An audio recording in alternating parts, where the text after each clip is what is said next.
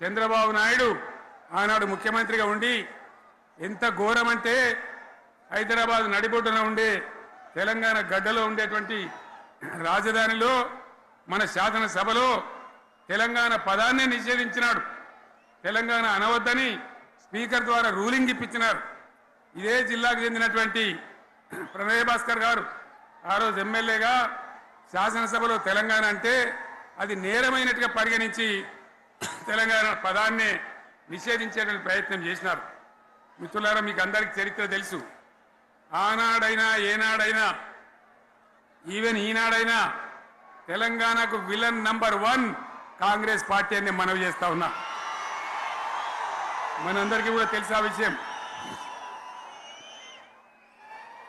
Telangana Hyderabad state పేరుతో ఉన్ననాడు ప్రజలు వద్దంటుంటే కూడా బలవంతంగా తెలంగాణను